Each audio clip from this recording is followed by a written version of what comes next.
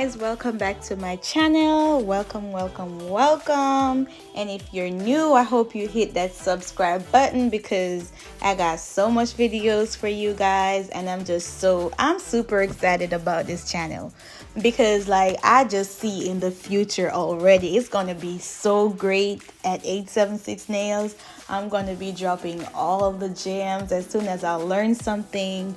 I'm gonna share it with you guys. Like I just feel so good. Anyway, so today we will be doing a fill, and as you can see, she had these nails on since Valentine's, and I just want to go in right now and I'm just going to remove all my encapsulations. So she had like these hearts in the nail, and I'm just going in with my medium drill bit and I'm removing all my encapsulations. So one thing, whenever you're doing any kind of encapsulated designs, you want to first make sure you lay a layer of clear acrylic down first, and then you come in with your encapsulation.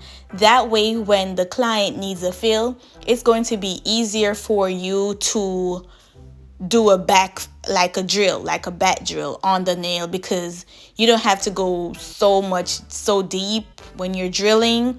Or that's one reason why you should apply clear, because when you're removing your encapsulations, you don't have to drill, like you don't have to remove as much product. That's what I'm trying to say.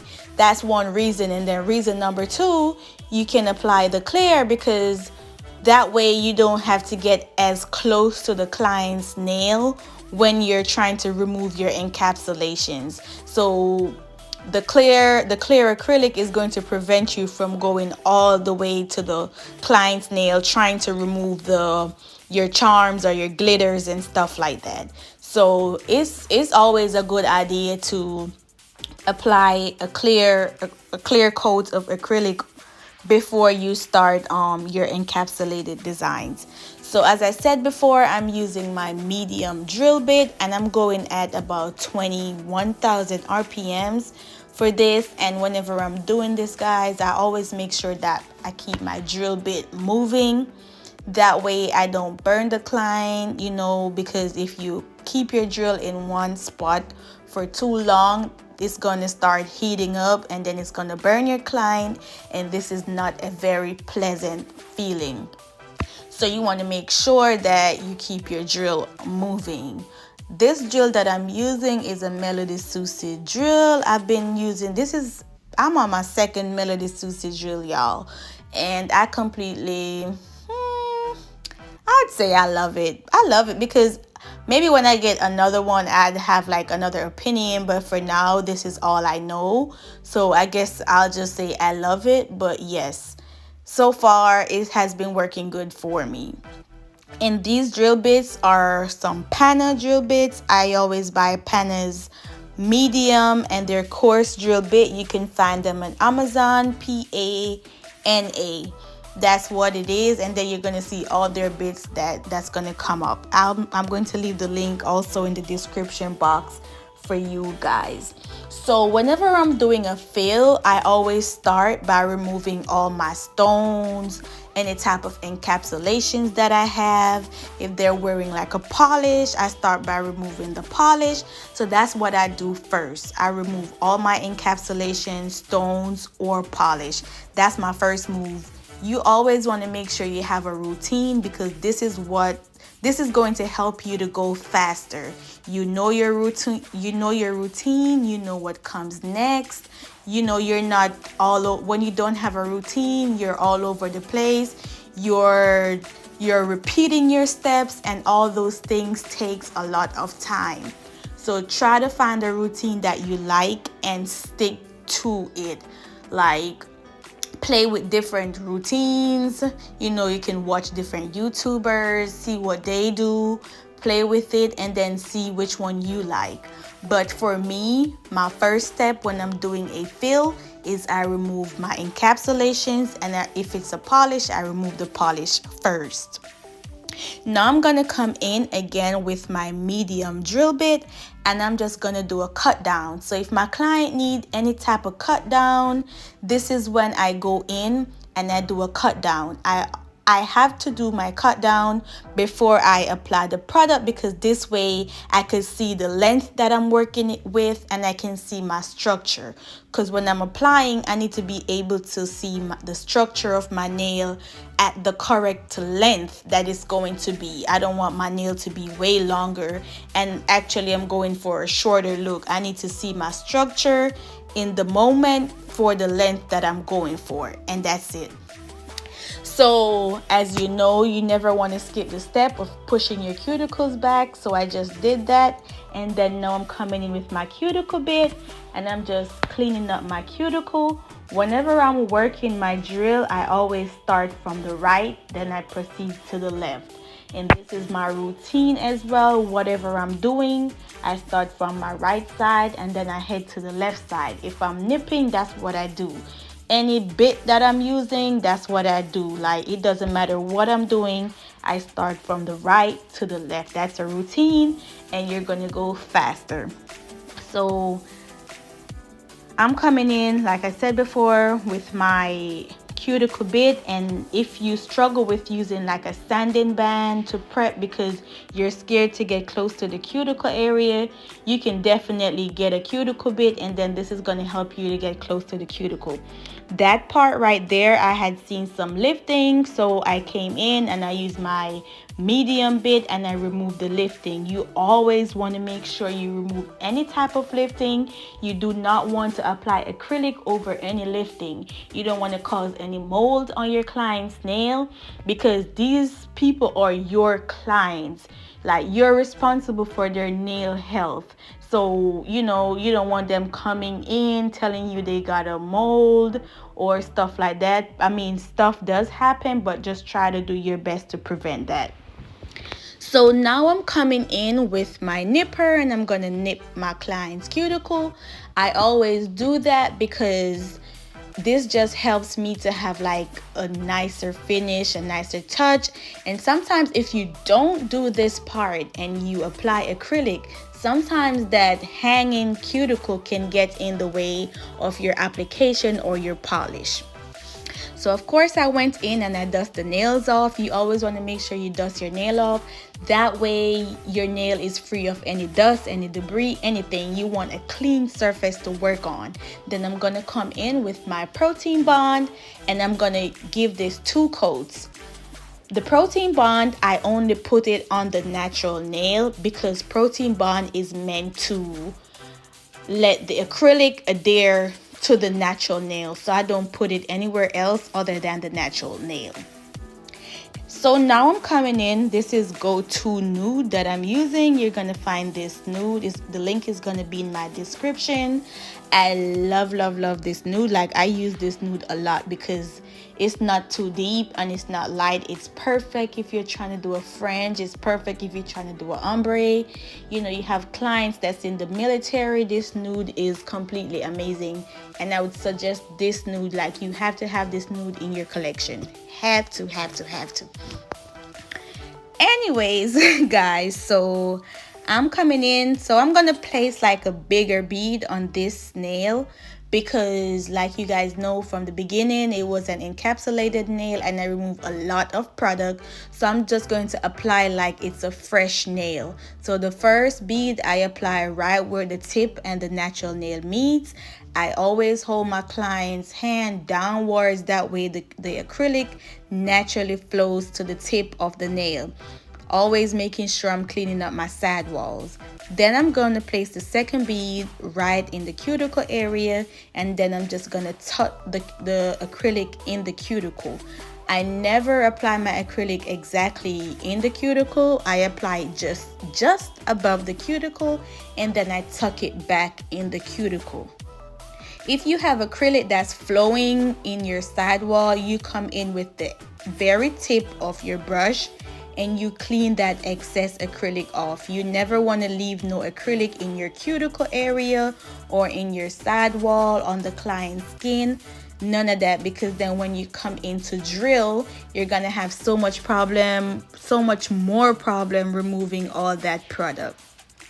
And also, whenever you're doing a fill, you have to make sure you pay attention. If you need any type of extra product, like anywhere on the nail, you have to like come in with small beads and fill it in, because you know, in my eyes, there's no such thing as only a 2 bead or only a 1 bead. I apply as much bead as it's gonna take to make my nail looks good. So again, I'm gonna come in with a bigger bead right here, and I'm gonna place it to cover all that area where I had my encapsulation. I'm going to be giving it like light taps and light strokes, guys. Like this process, you don't need too much like pressure. It's really light stroking motion you need, and just making sure the client's finger is tilted downwards. Second bead, this is going to be my cuticle bead, and when I say it's my cuticle bead, that means this bead is supposed to be mostly in the cuticle area. Like some of the time, what I notice is when people apply the cuticle bead or the apex bead, they let all the products flow to the tip of the nail, and because of that, they have at the tip of the nail is so high, and then the back of the nail is super flat. So you want to make sure you're keeping each bead in the place where it belongs. That way you build your structure properly. So if it's the bead that's going to create the tip, you want to make sure that bead creates the tip. Your next bead is your apex bead. You want to make sure you keep that bead in the apex area. And then the third bead is your cuticle bead. Keep the product in the cuticle area. And then if you need like a fourth bead to blend all the acrylic together, give it that smooth finish, then you could come in with like the fourth bead. But try your best to keep like each bead in their respective area. That way you're gonna be finished faster, and then it's gonna look how it's supposed to look. So that's one tip. And I'm still due to post a liquid to powder ratio video and a bead placing, which I'm going to be doing like very shortly. I'm working on it for y'all, I promise. So this brush, guys, is available on my website. This is 100% Kolinsky brush. You can find this brush on my website. I've been using this brush for like 6 months, and it's perfect. I love it. So now I'm coming in with my 100 grit hand file, and I'm just going to shape these nails, making sure everything is nice and crisp. Whenever I'm shaping, guys, I make sure I get the underside of the nail, because sometimes when you apply, the acrylic sometimes go underneath, or if it's a fill, sometimes the nail is out of shape, and you have to get the underside of the nail in order for the nail to look right. Sometimes the shaping is not about the top, sometimes the underneath as well.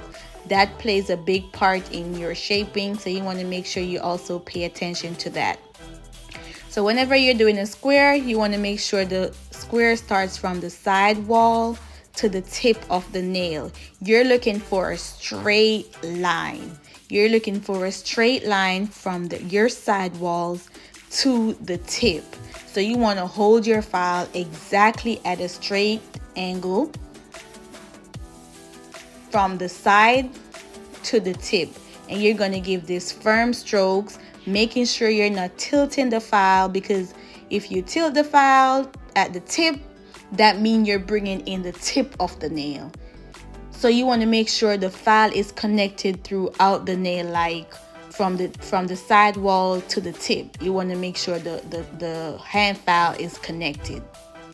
I'm gonna be doing a more detailed shaping video, but I just want you guys to try to get as much out of this one as possible, because I think I had a good like recording right here, and the view, you can see what I'm trying to show you.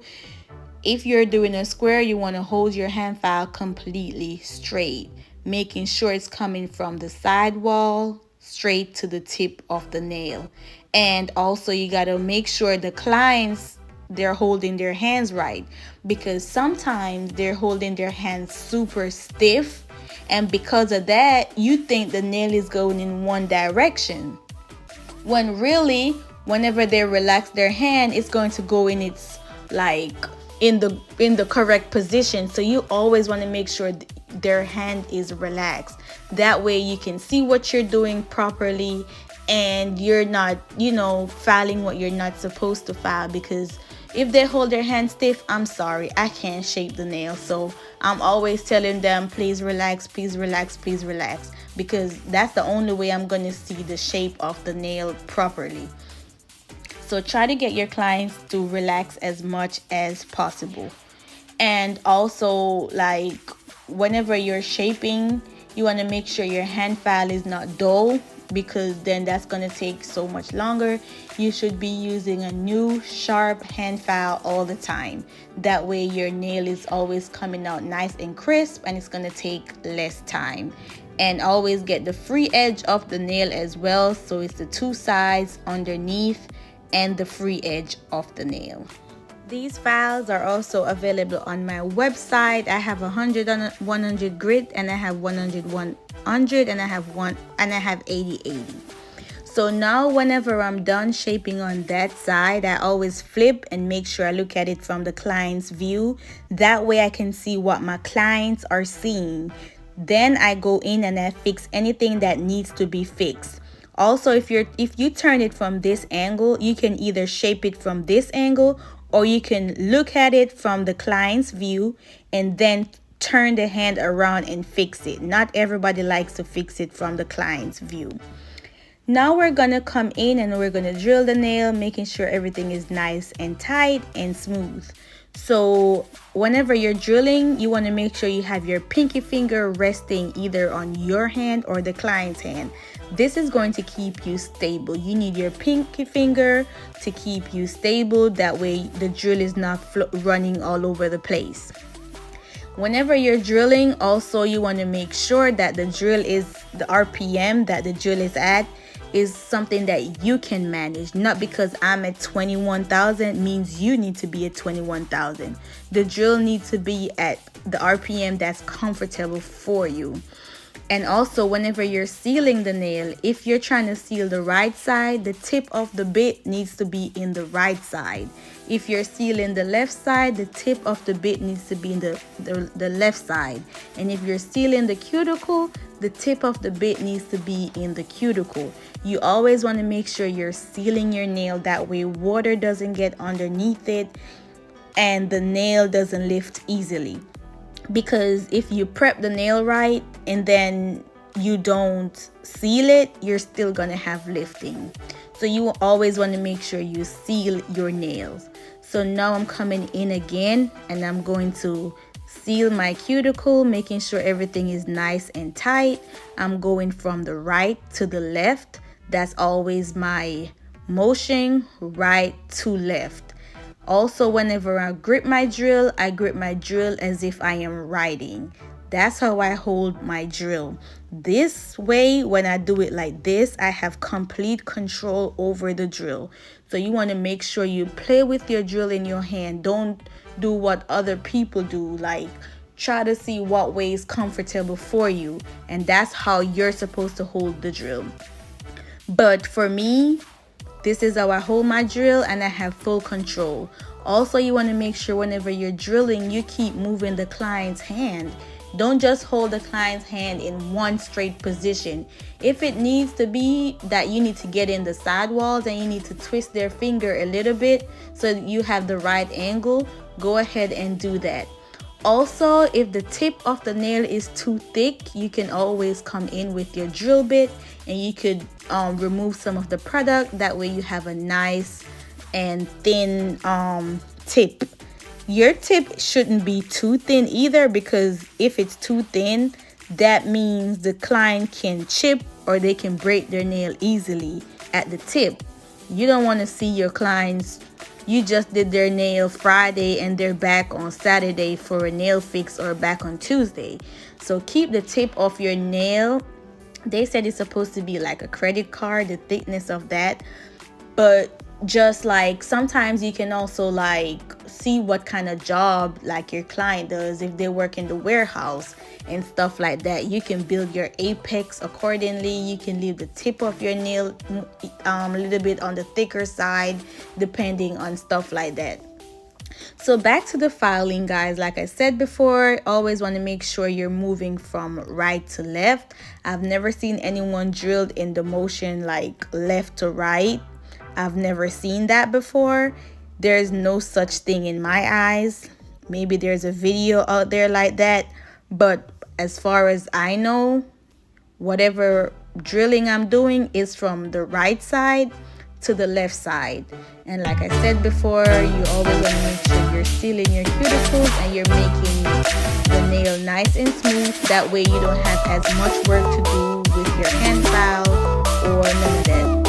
Also, if you're not comfortable using your drill to do all the filing, you can only use the drill to seal your cuticles. I know a lot of people that does that. They just use the drill to seal their cuticle and then they come with their hand file and file the rest of the nail.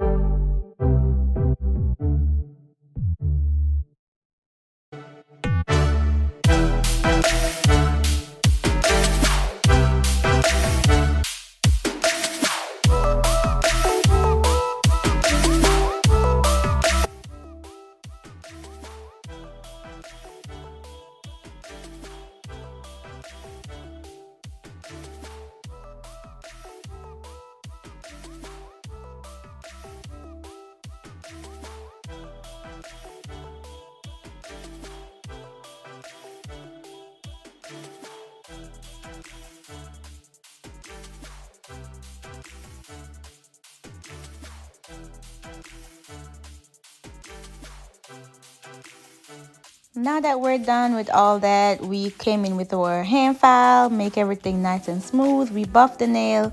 This is the color scheme my clients wants to go for. And I'm just gonna try my best to use these colors and come as close as possible to a design. She did tell me, I think she said she wanted one color to be like more than the others, so that's what I worked with.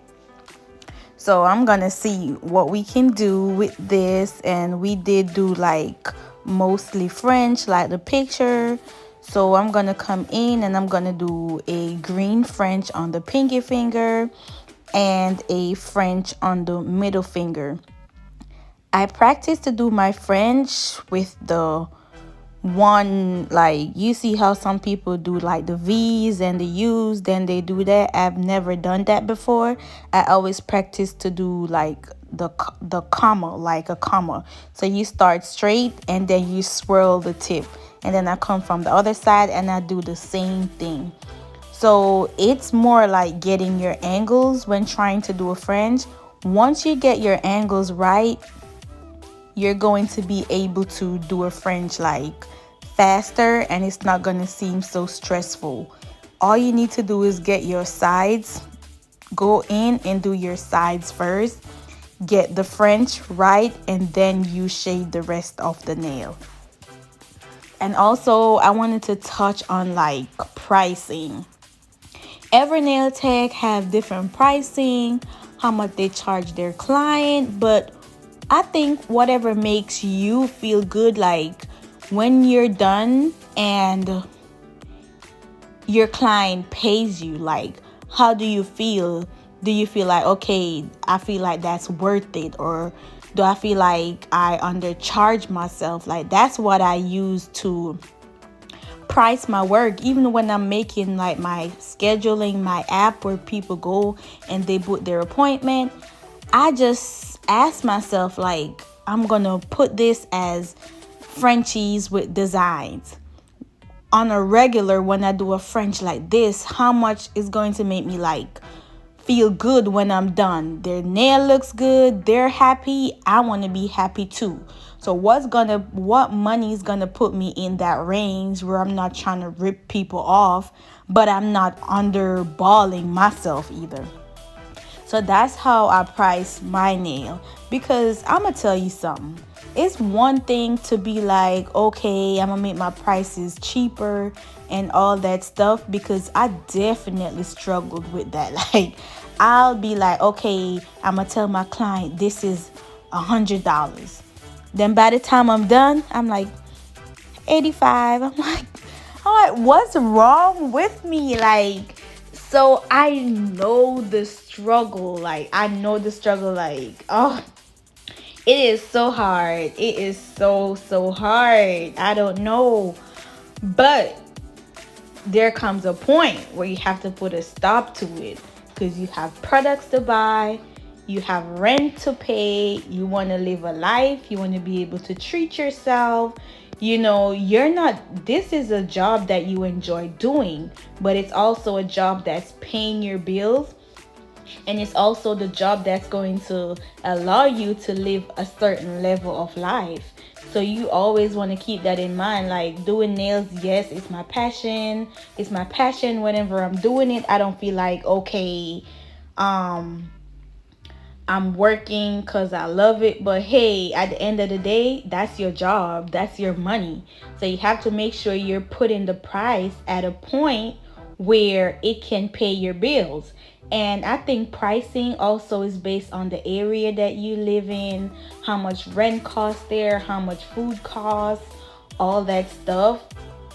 But like for where I live, this I charge, I think this on a fill-in is like $120.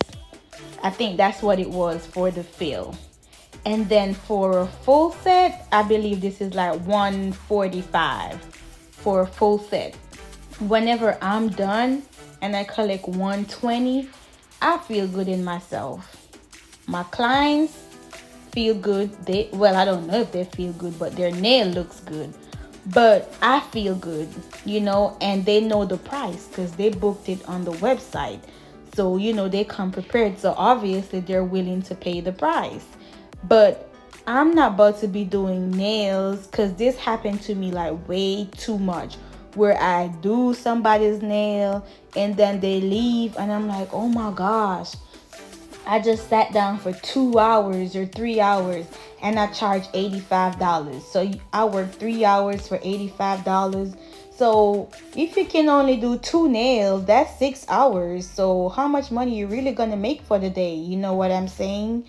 So I mean, you have to price your nail that when the client leaves, you don't feel like you're ripping yourself off because it's not a good feeling. You have to price it at a point you can be reasonable and be like, okay, I feel like this is a good place.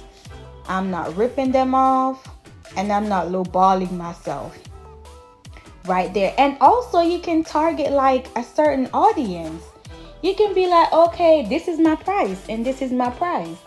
Who is willing to pay, they will come. Therefore, that's the type of people you're always going to attract because that's the money you're trying to collect. So just bear in mind, like, not every client is for you. You know what I'm saying? Not every client is for you. Not everybody that lives in your city is going to come to you. Everybody have their own clientele. You have girls that always doing a sale. They always got a sale going on. Always have buy book this, get that, or special and stuff like that. So people are attracted to them for that. And you also have people that never do specials and they're still booked. They do great work. They have a good personality. They're always on time. They're professional. The atmosphere is right. People come to them anyways. So everybody have to just choose whatever they want to do. I don't do specials. I'm not saying you're not supposed to do specials, but I've never done specials. I did special maybe one time and nobody even booked the special. I'm like, this don't make no sense. I remember, guys, I'm not talking about now. I'm talking about back then when I even just moved to my area. I never write something and say, oh, I'm doing a special. What I did, I priced the set lower than the price that I would really want to collect. So if it's a French and I usually do French for, let's say, $80, I maybe put it at $65. That's going to attract them. But I don't say I'm doing a special. I don't use the word, and I've never done it. I did it one time. I said I'm doing a special. I put the special on my website, all that stuff. Nobody even booked the special. They book whatever they want to book. They go ahead and they select their thing. They add on what they want to add on and they book their appointment. They were not attracted to that special. So I don't do specials no more. I just did it because I saw a few person doing it and I'm like, maybe that's something that I should try. But I tried it and it never worked for me. So I'm never going to do it again. So that's that for that. Like, specials do work for some people. But as for me, it doesn't work for me. So you have to like test your clients, your wherever you live and see if that works. But for me, it doesn't work. It does not work. And also, you don't want people only be coming to you because you have a special next week, but then whenever you don't have a special, you don't see them no more. How about that? I don't like that. Like, if I'm having a special, my schedule is full. But then you have to do the math also. You have to look at like your returning clients. Like, let's say you did a special and the week was booked out and you got 15 people in the week. Okay, 4 weeks pass. It's time for refill. You don't see these 15 people. 2 months pass. You probably saw 3 of them or 1 of them. What happened to the next 12? But then if you post a special, they're back. That's not good. That's not good clientele. I'm sorry. Like, in my eyes, that's not a good clientele. Any special that I have, I'm going to give it to my existing clients. So if I want to be like, this week I'm going to treat my clients, whenever I'm done doing their nails, I'm going to be like, girl, you know this set is $130, but I'm gonna do it today for $100 because I appreciate you. Just, I'm taking off something off your money today because I appreciate you. That's it. Not to new people. I'm not giving specials to new people, and I'm gonna stand on that. Anything that I want to do for my clients, if it's their birthday and I want to take something off the money, I'll do that. But I don't believe in specials, because I think 80% of the time the people who you see for specials, they never come back after the special. I mean, it probably works for some people, but for me, no, it doesn't work. That one time I did it, that's the only time I needed to see that that was not for me. So there you go. So let's say for a set like this, how much do I charge? A set like this on a field, like I said before, is probably going to be $120, and then for full sets, probably going to be like $140. But let's say I'm doing a short French set, right? Short French set starts at $70, and then I charge for length. Depends on the nail tech. Some nail techs, they don't charge for the length of the nail. They just charge for the design. So if it's a French, doesn't matter what length it is. Some people charge one flat price, $80, $70. That's not me. When you go on my booking site, if you do a French, if it's a short French, that's what you book. You don't have to add anything on. But if you're getting a medium French, you need to add on medium. So that's going to take your money to $75. If it's a medium long French, you need to add on medium long, because that's going to take the money to $80, and it's going to give me more time. So once it adds on more time, it adds on more money. Put it like that, because it takes way less time to do a short French than it takes to do a long French. So that's like going in the time of another service. So you have to charge for that, or I have to charge for that. And I had to learn that. I have to practice that. Like, I have to be like, girl, this is your money. Stop playing with your money and brave up. Open your mouth. You have to talk, or else it's not gonna work. It's not gonna work. You're never gonna be able to have nothing, and people just come to you just because the price is cheap and they can get a good set out of you. But I think about it in this way: I feel used, and once I feel used, I'm not happy. And then when I'm done doing the nail, I'm not happy. You're happy. How does that benefit me? So no, I do it in a way where I'm good and you're good. So that's how I do it for pricing. I don't go off other people's price. I mean, I might look to see like what other people around me charges, but then I usually go back to like, okay, they charge that, but I don't think I want to charge nowhere close to that, or it's too much or it's too low. I charge based on what I want to charge. That's it. But you can definitely price your work according to people that's around you too. That's a good way. But what if they're charging extremely cheap? What if everybody's charging so cheap, but their work don't look right? And what if your work looks way better, and your work lasts long? You can always up your price, because once people start coming to you and they see the quality, they're going to stay. They're going to be like, okay, she does very nice work, and I get a fill once a month. So, that's a plus. Most of my clients, like, I have a steady clientele right now. I'm booked every week, and I have like every week I have clients to do. Now that I post, I don't really post a lot to get new clients, because I have my clientele that I'm running on, and it's perfect for me. New people come, they're always welcome and stuff like that. But if I should see all my clients on the timing that they're supposed to come, I'm good. Like, even if I don't get anybody new, I'm still fine. So I have built my clientele, and it's not off of special. It's not. And when I ask them, like, why do you come to me? They always say, because you're consistent, or because it's mostly consistent. They say I'm consistent. One thing, guys, whenever you become friends with one or two of your clients, because I've became friends with my clients, but one thing, do not forget they still want their nails done right. And I'm gonna leave that right there. These charms, they're on my website, guys.